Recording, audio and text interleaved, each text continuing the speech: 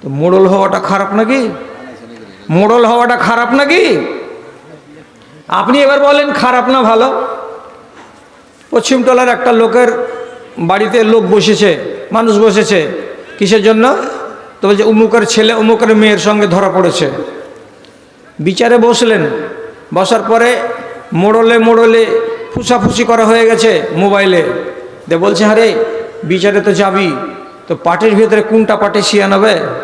তো বলছে ছেলের বাপ ভালো শিয়ানা, মেয়েটা গরিবের।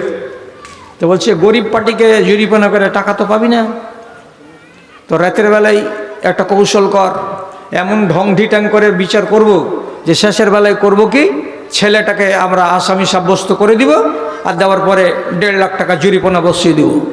1.5 লাখ টাকা জরিমানার ভেতরে অন্তত 50-60 হাজার টাকা নগদ দেওয়া দিবে, মেয়েটার হাতে তুলে দিব, আর বাদ বাকি টাকাটি কিস্তে কিস্তে দিবে। একটা কিস্তি মেয়ের বাপকে দিব, বাদ বাকি 2টা কিস্তি তখন বলবো কি আহে দিতে পারে না, হে অতক্ষণে 12 আসছিস দিবে। ও কি পালিয়ে গেছে দেশ থেকে? ও দিবে, তো দিবে দিবে করতেই থাকবে, 6 মাস চলে যাবে। ততদিনের ভেতরে ওই টাকাটিকে উঠিয়ে আমরা 3-4টা মোড়ল আছি 3-4 গ্রামের, তলে তলে ভাগ করে নেব। আমি যদি বেশি বলে থাকি তো জোর করে বুকের পাটা আপনি আমার সামনে দেখান। আপনাদের এই দেশে একটা মোড়ল এমন আছে যে লোকটা বিনা টাকাতে বিচার করে দেয়? আমার বিশনপুরে নাই। মোড়ল যদি ফিস না নেয় আর টাকা যদি মারিং না করে, তাহলে ও জীবনে যাবে না আপনার গলিতে বিচার করতে। তোর বাপের খেয়ে বিচার করতে এসছি সারা সারা রাত জেগে। আরে বাবা তুমি তালাকের কি জানো? অমুকের মেয়েকে তালাক হয়েছে, কিভাবে তোমাকে ফায়সালাটা করতে হবে তুমি জানো? খোলার মশলাটা কি তুমি জানো? ব্যভিচার করতে গেলে ছেলেকে ফাইন করছো, ফাইন করার কথা কি হাদিসে লেখা আছে তুমি জানো? কিছুই তো জানো না, মোড়ল কিসের তুমি? আচ্ছা মেয়েটাকে তুমি জরিমানা করলে না কেন, ছেলেটাকে কেন জরিমানা করলে? তো বলছে যুক্তি কি? এই টাকাটার লোভে কত ছেলে মেয়েটাকে বিয়ে করবে, আর যদি টাকা না থাকে তো মেয়েটা যে খাম হয়ে গেল, ওকে কেউ বিয়ে করবে না। তো আমরা গ্রামবাসী বলেছিলাম নাকি মেয়েটাকে খাম হতে? ও নিজে থেকে গেছে খাম হওয়ার জন্য, তো তাহলে ওকে জীবনভর খেসারত নিজেকেই বহন করতে হবে। তার জন্য কেউ ব্যভিচার করেছে, ওকে বহন করতে হবে এইটা? কারি সাহেবকে জিজ্ঞেস করেন কোরআনে কি লেখা আছে? ব্যভিচার করা ছেলে এবং ব্যভিচার করা মেয়ে আগে কার নাম? কোরআন মাজিদে আল্লাহ তাআলা বলছেন আয-যানিয়াতু ওয়াজ-যানি। যদি ব্যভিচার করা মেয়ে হয় আর যদি ব্যভিচারকারী ছেলে হয়, তাহলে দুজনকে তোমরা 100টা করে কোড়া লাগাও। আল্লাহ রাব্বুল আলামিন আগে মেয়ে ছেলের নাম কেন নিলেন, আগে ছেলেটার নাম কেন নিলেন না?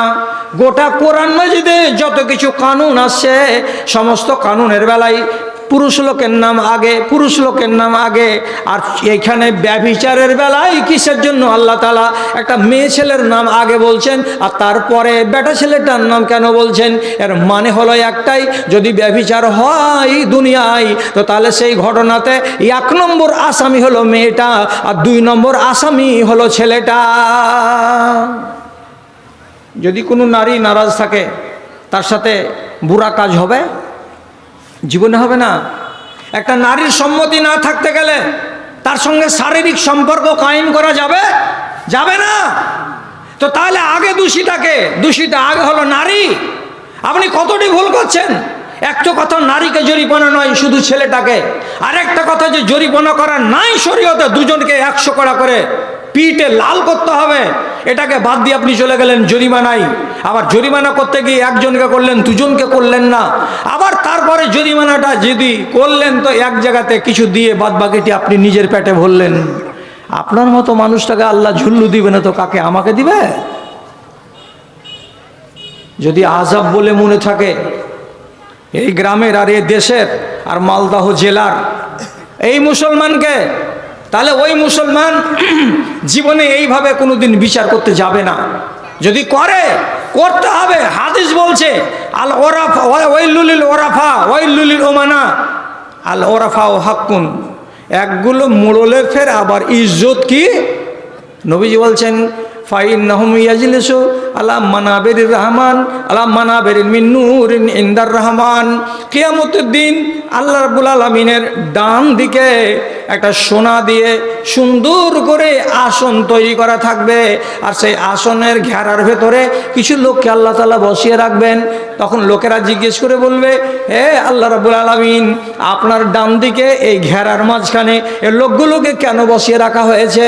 আল্লাহ তাআলা জবাব দিয়ে বলবেন, এই লোকগুলোর ইজ্জত আমার কাছে এত বেশি যে এরা দুনিয়াতে যখনই সালিসে বসেছে, যখনই বিচারে বসেছে, এরা ন্যায্য বিচার করেছে, এরা হক বিচার করেছে, এরা কোনোদিন মানুষের হককে লুটে পুটে খায়নি। তার জন্য আমি এদের উপরে রাজি হয়েছি, আর রাজি হওয়ার কারণেই এদেরকে সোনার সিংহাসনে আমার ডান দিকে বসার সুযোগ করে দিয়েছি। তাহলে একগুলো ঝুল্লু খেলছে, আর একগুলো ডান দিকে বসে বসে আল্লাহ তাআলার ডান হাত দিয়ে সামনে বসে আরাম করছে। কিসের জন্য?